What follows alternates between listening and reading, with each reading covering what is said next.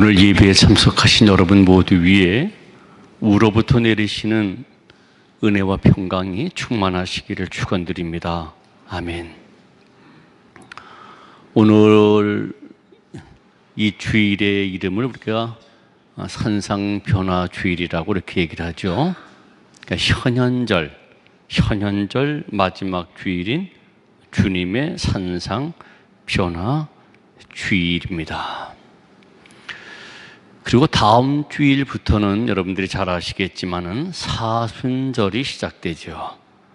그래서 6주간 그리고 종료주일까지 진행되어지게 됩니다. 이런 차원에서 오늘 주님의 산상변화주일은 현현절의 끝, 그러니까 절정이고요. 주님의 고난을 생각하는 사순절을 이끄는 연결고리와 같은 주일이에요. 오늘 우리는 누가복음 9장 28절부터 36절을 통하여 이 변화산 사건이 주는 의미가 무엇인지를 살펴보도록 하겠습니다. 아마 모두가 다 그러시겠지만은 성경 말씀을 이해하는 것이 결코 쉽지 않아요. 그래서 매주일 설교를 준비할 때마다 도대체 이 본문 말씀이 무슨 의미인지 또 우리에게 무엇을 말씀하시려는지 깨닫는 데에 늘 어려움을 겪습니다. 그렇다고 주일과 관련된 본문을 읽고 본문과 관련 없는 딴소리를 설교할 수도 없고 사실 그래서도 안 되죠. 어찌하든지 주어진 본문을 전해야 하기에 그저 부둥켜 안고 성령께서 좀 본문이 무슨 의미인지 좀 깨닫게 해달라고 기도하는 심정으로 본문을 연구하고 또 이해하려고 애씁니다. 그리고 서툰 작업으로 본문에 따른 설교 한 편을 작성해서 이렇게 여러분들 앞에 서서 전합니다. 오늘 본문도 마찬가지예요. 이해하기가 퍽 어렵습니다. 제가 생각해보고 깨달은 것은 이 본문을 이해하기 위하여서는 9장 처음부터 살펴봐야지만 제대로 이해할 것 같아요.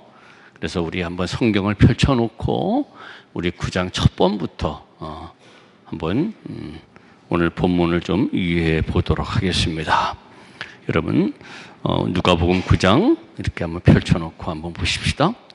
먼저 1절과 2절을 보세요. 누가복음 9장 1절과 2절 제가 한번 읽어드릴게요.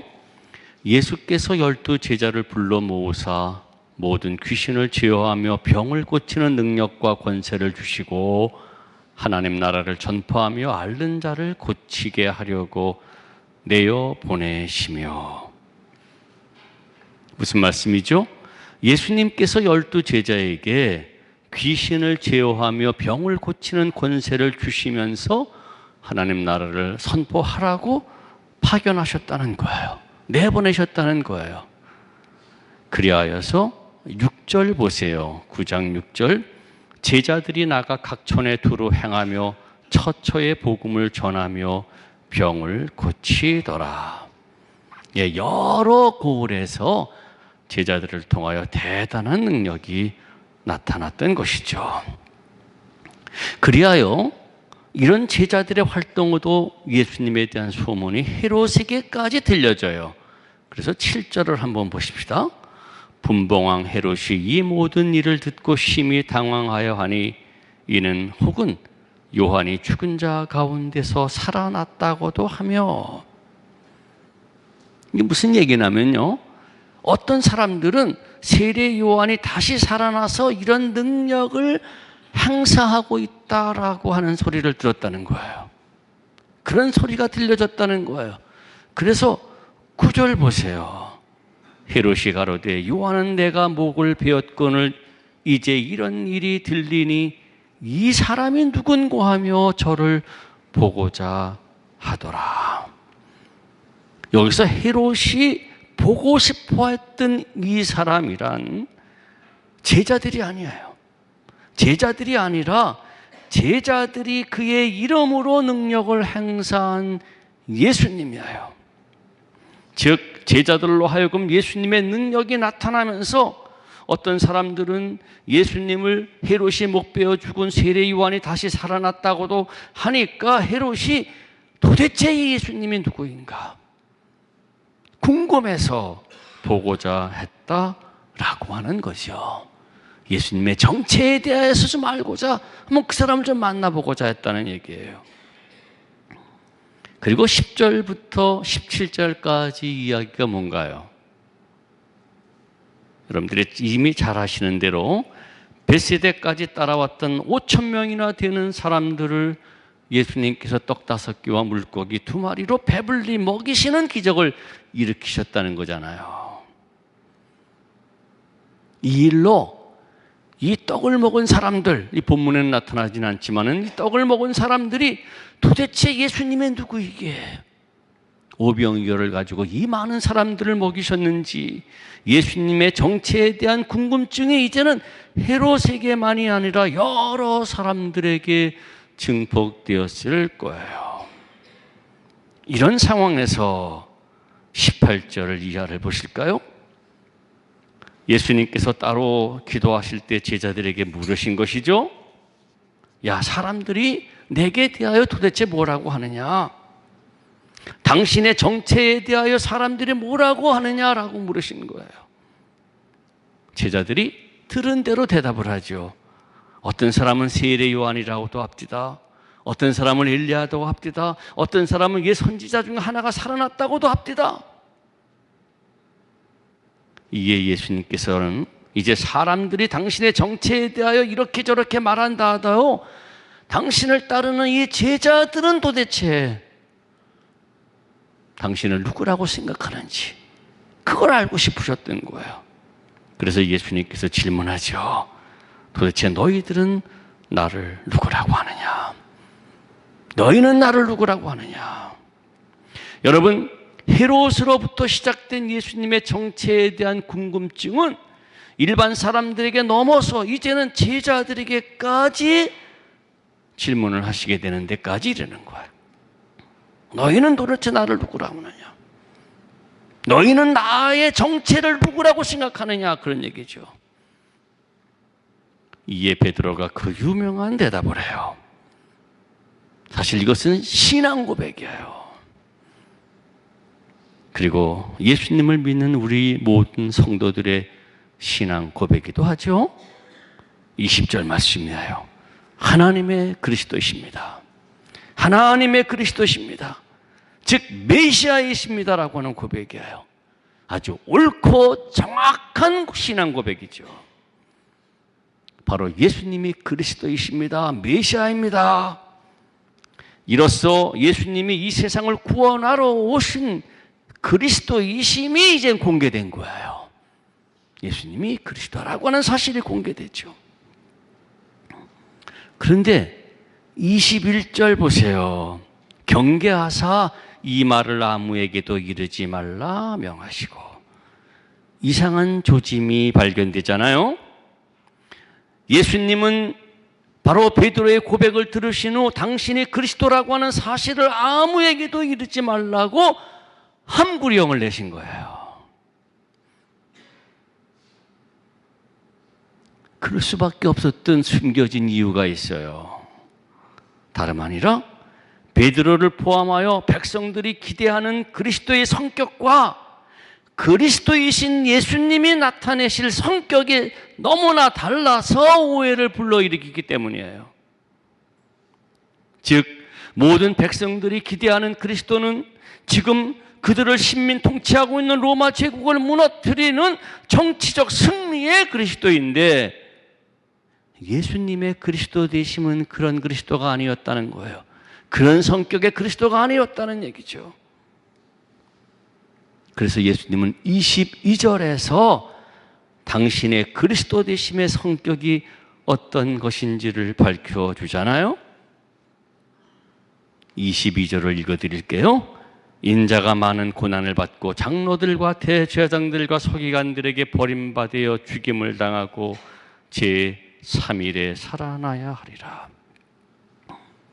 무슨 얘기죠? 당신의 그리스도 되심의 성격은 고난받고 죽임을 당하고 다시 살아나야 하는 저 구약의 이사야 예언자를 통하여서 말씀하신 고난받는 종으로서의 그리스도라고 하는 거예요. 그 사실을 밝혀주는 거예요. 그리하여서 승리의 그리스도라고 믿고 따름으로 찬란한 영광의 자리에 앉게 될 것이라는 기대를 하지 말아라. 지금 너희들이 생각하는 그리스도는 그런 그리스도라고 믿고 그렇게 따르는데 아예 그런 기대를 하지 말아라.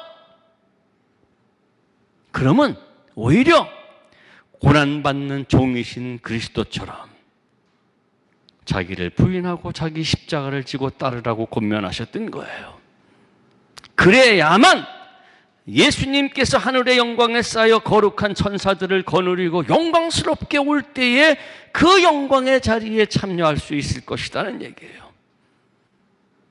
그리고 제자들에게 너희 중에 죽기 전에 하나님 나라를 볼 자가 있을 것이다 라고 하신 것이죠.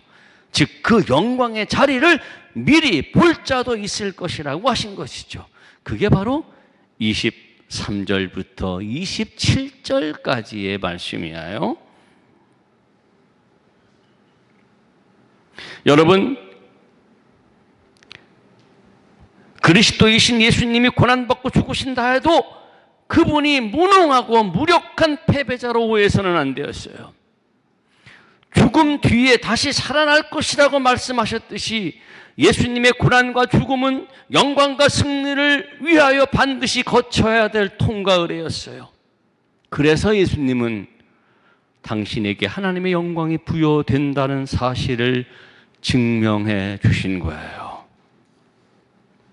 그 증명 사건이 바로 오늘 본문의 산상변화 사건이에요.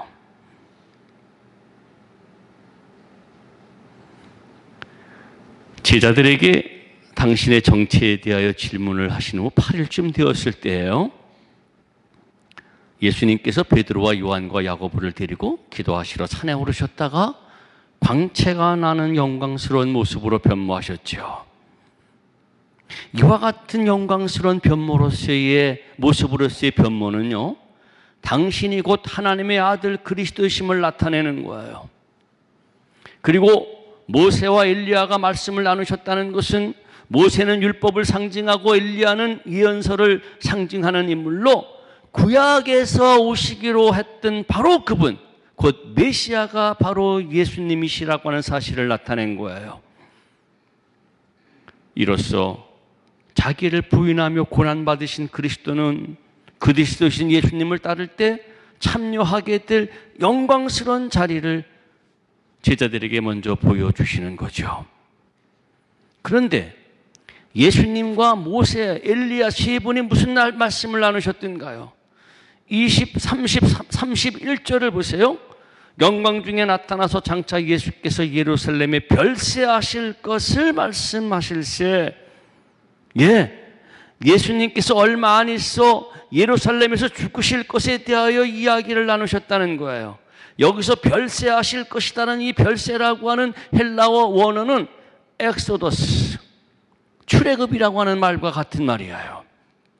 그러므로 세 분이 나눈 대화는 장차 주님께서 예루살렘에서 그리스도로서 당신의 임무를 죽음으로 마치시고 이 세상을 떠나 엑소더스하여 영광의 존재로 승천하심을 알려주신 거예요. 즉 고난받는 그리스도라고 해서 결코 무능하거나 무력한 패배자가 아니라 오히려 그 고난을 통하여 영광을 받게 될 것임을 알려준 거예요.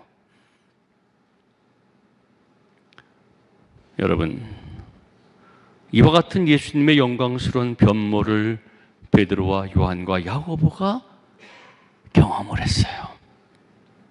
이 사건은 예수님께서 제자들에게 약속하셨던 여기 서 있는 사람 중에 죽기 전에 하나님 나라를 볼 자도 있으리라고 하는 말씀이 성취된 것이에요. 그리고 이 세 명의 제자들은 생전에 하나님 나라의 영광을 미리 경험한 것이죠. 베드로가 주여 여기 있는 것이 좋사오니 우리가 초막셋을 짓되 하나는 주를 위하여 하나는 모세를 위하여 하나는 엘리야를 위하여 하겠다라고 감탄했던 것은 주님의 영광이 얼마나 황홀하고 찬란했던지 자기가 무슨 말을 하고 있는지 모를 지경으로 녹슬이를 정도였다라고 하는 사실을 의미해요. 이로써 예수님은 이 세상을 구원하실 그리스도로서 우리가 사도신조를 통하여 고백하듯이 고난을 받으시고 죽은 자 가운데 다시 살아나시어 하늘에 오르사 하나님 우편에, 즉 영광스러운 분으로 앉아 계시다가 다시 오실 분임을 증언한 거예요. 예수님은 고난받고 죽으신다라고 해서 패배하시는 그리스도가 아니에요. 예수님의 고난과 죽으심은 인류 구원을 위한 필연적인 일이지만 예수님의 실체는 변모하신 그 천상의 광채가 증명하듯 영광스러운 분. 오늘 고린도후서 4장 3절 이하에서 밝혔던 것처럼 하나님이심을 나타낸 거예요.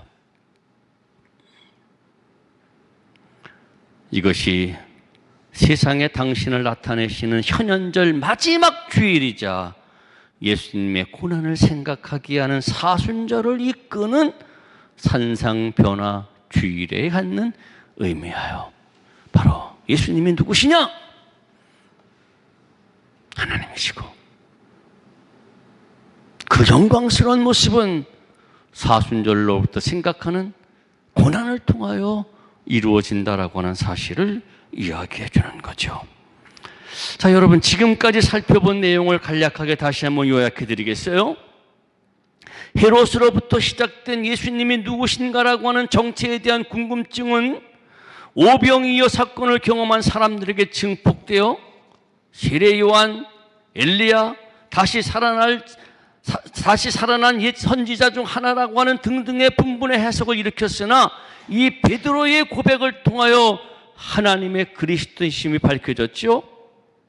그리고 그 그리스도의 성격은 예수님의 말씀대로 영광의 승리자가 아닌 고난받는 종이었어요. 그러나 그렇다고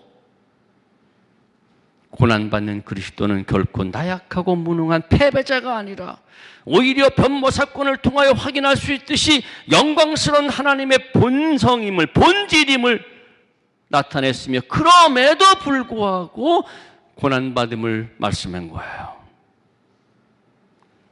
이렇게 그리스도이신 예수님은 인류를 구원을 위하여, 저와 여러분들의 구원을 위하여 십자가의 고난을 받으시죠. 바울이 고린도전서 1장 23절부터 24절에서 밝힌 대로 이 십자가에 달린 그리스도는 유대인들에게는 꺼리끼는 것이고 지혜롭다라고 하는 헬라 사람들에게는 미련한 것이지만은 우리들처럼 구원받은 사람들에게는 분명 이 고난받으신 그리스도는 하나님의 능력이요 하나님의 지혜예요. 고난받으시는 그리스도가 없이는, 영광스러운 하나님임에도 불구하고 고난받으시는 그분이 없이는, 이 고난이 없이는 하나님의 구원의 은총은 이 땅에 허락되질 않아요. 우리의 구원이 바로 이 영광의 주님이 받으신 고난 때문에 허락된 것이라고 하는 사실이죠. 그래서 우리는 정말로 하나님의 고난 받으심에 감사하고 또 감사할 뿐이에요. 사랑하는 여러분, 우리는 이와 같은 하나님의 은혜에 감사하면서 반드시 예수님이 영광스러운 모습으로 변화되신 그 자리에서 구름 속에서 제자들에게 들려진 하늘의 음성에 귀를 기울여야만 해요. 35절 보십시오. 구름 속에서 소리가 나서 가로되 이는 나의 아들 곧 택함을 받은 자니 너희는 저의 말을 들으라. 구름 속에서 들려진 말씀이 있어요. 제자들에게 들려진 말씀이에요. 이는 나의 아들 곧 택함을 받은 자니 너희는 저의 말을 들으라. 사랑하는 여러분, 모세가 시내산에 올라 하나님을 만날 때 언제나 구름 속에서 하나님의 음성을 들었던 것처럼 구름은요, 하나님의 임재에 대한 표징이에요. 그러므로 구름 속에서 들려진 하늘의 음성은 세 제자들이 황홀함에 사로잡혀서 헛소리나 환청을 들은 것이 아니라 하나님의 말씀을 들은 거예요. 그리고 이 하늘 음성은 세 제자들에게만이 아니라 오늘날 고난받은 그리스도를 통하여 구원받은 우리 모두를 향하신 하나님의 말씀이에요. 이는 나의 아들 곧 택함을 받은 자니 너희는 저의 말을 들으라. 그래요. 예수님은 인류 구원을 위하여 고난받는 종이 되도록 하나님께 택함을 입은 하나님의 아들이시여요. 그리고 우리는 이 예수님의 고난을 통하여 구원을 허락받았어요. 그러므로 이제 우리의 구주이신 이 예수님의 말씀을 들어야 해요. 들으라고 하셨기에 들어야 해요. 그런데 말씀을 듣는 것은 귀로 듣는 것이 아니라 몸으로 듣는 거예요. 죽어라고 말을 잘 듣지 않는 아이는 들은 말을 행치 않는 아이요, 말 잡는 아이는 들은 말을 실천하는 아이이듯이 우리는 예수님의 말씀을 몸으로 들어 삶으로 실천해서 예수님의 말씀을 잘 듣는 성도가 되어야죠. 우리가 들어야 될 말씀이 뭡니까? 너희는 저의 말을 들으라. 우리가 들어야 될 예수님의 말씀이 뭡니까? 바로 예수님께서 당신은 고난받는 종으로서의 정체를 밝히시면서 하셨던 말씀, 바로 우리는 23절로 돌아가야만 해요. 23절 뭐라고 말씀하셨습니까? 아무든지 나를 따라오려거든 자기를 부인하고 날마다 제 십자가를 지고 나를 좇을 것이니라. 이 말씀 한마디예요. 아무든지 나를 따라오려거든 자기를 부인하고 날마다 제 십자가를 지고 나를 좇을 것이니라. 아무든지 나를 따라오려거든. 그래요. 우리는 제자들처럼 그분의 고난을 통하여 구원받고 우리는 그분을 따르는 사람들이에요.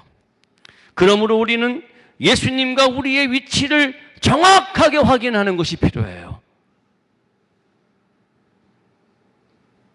정말로 우리가 주님을 따르는 성도라면 우리의 위치는 주님의 뒤에 있어야지 앞에 있을 수가 없어요. 주님 앞에 나서서는 안 돼요. 주님 뒤에 서서 앞서가시는 예수님을 따라야 하는 거죠. 그래서 예수님께서 하시는 행동이나 말씀이 뒤따르는 나와 다르다고 하더라도 내 의견을 내세워 예수님을 거부해서는 안 돼요. 거부되어야 할 것은 내 자신이에요. 나의 생각, 나의 행동, 나의 습관, 나의 취향, 나의 생의 목적 등이 포기되어져야 돼요. 예수님께 맞춰야 돼요. 수많은 경우 주님 앞에 서 있어요. 주님이 나를 맞춰주기를 원해요. 내 뜻대로 해주기를 바라요. 이거는 주님을 좇는 사람이 아니에요. 뒤에 있어서 주님의 생각에, 주님의 뜻에 따라야 하는 거예요. 그게 고난을 통하여, 그리스도의 고난을 통하여 구원받아 주님의 뒤를 따르는 사람들의 모습이에요. 그리고 그게 자기 십자가를 지는 거예요. 여러분, 십자가는 무겁고 힘든 것이에요. 액세서리가 아니에요. 가볍고 쉬운 것은 이미 십자가가 아니에요. 벗어버리고 싶은 짐이 십자가예요. 감당하기 어려워 오죽하면 죽음이라고 하는 의미를 담고 있는 것이 십자가예요. 그리고 십자가는 밖으로부터 주어진 것이에요. 내가 스스로 지는 것 아니에요. 내가 스스로 지려고 하면은 때때로 그만두겠다고 벗어버릴 수 있는 것이지만 십자가는 하나님으로부터 예수님에게 주어졌듯이 이제 예수님으로부터 우리에게 주어진 것이에요. 남이 아닌 내가 감당해야 될 성스러운 책임으로 주어진 것이야요. 그러므로 그 어떤 이유로도 이 십자가는 남에게 넘겨줘서는 안 되는 거예요. 그리하여 예수님이 고난의 십자가를 통하여 인류를 살게 했듯이 내가 감당할 십자가를 통하여 그 누군가가 살아야 하는 거죠.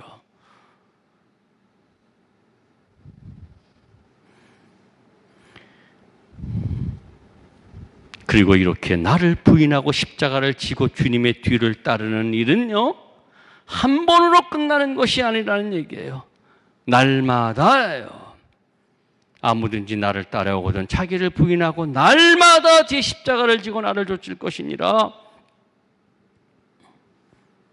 날마다예요.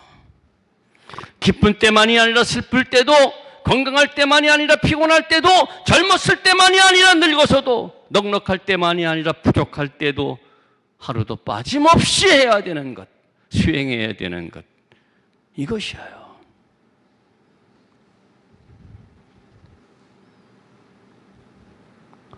저는 이것을 한마디로 사랑이라고 불러요. 입술로 하는 사랑이 아니라 몸으로 하는 사랑, 그 사랑의 실천이에요. 여러분, 사랑은 대상이 있어요. 그 사랑의 대상은 내가 아니라 남이에요. 그리고 남을 사랑하는 일은 나를 부인하지 않고는 행할 수가 없어요.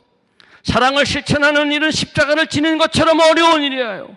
그러나 예수님께서는 당신의 십자가의 사랑으로 예수님께는 당신의 십자가의 사랑으로 구원받은 우리들에게 이 사랑을 실천하라고 명령하셨어요. 사랑의 실천은 우리 모든 성도들에게 주어진 성스러운 책임이죠. 마음과 뜻과 힘과 정성을 다하여 하나님을 사랑하는 명령과 함께 네 이웃을 네 몸처럼 사랑하라고 하셨고요. 새 계명을 주노니 서로 사랑하라고 하셨어요. 왜? 이런 성스러운 책임을 행함을 명령했을까요?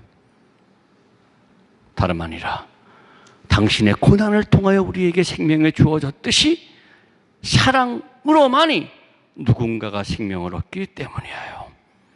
사랑하는 것 외에는 예수 그리스도의 생명이 그 누군가가 전달될 수 없어요.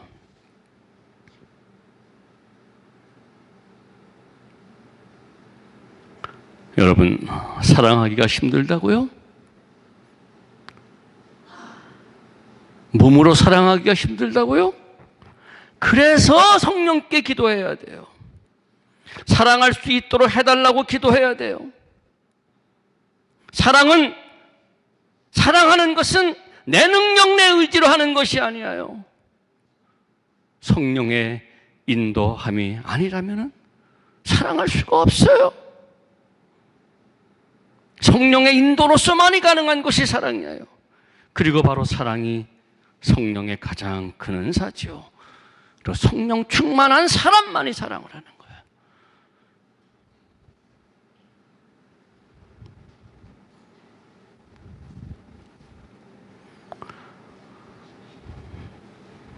우리 모두는 그리스도의 고난을 통하여 영원한 생명을 허락받았죠.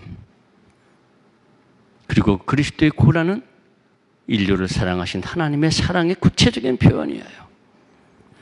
이제 바라기는 이와 같은 십자가의 고난을 통하여 우리가 생명을 허락받았듯이 이제 우리의 사랑의 삶, 나를 부인하고 내 십자가를 지고 쫓는 그와 같은 성도의 삶을 통하여 그 누군가가 생명을 얻게 되기를 주의 이름으로 축원합니다. 아멘. 모든 지각에 뛰어난 하나님의 평강이 그리스도 예수 안에서 여러분의 마음과 생각을 지키시리라. 아멘.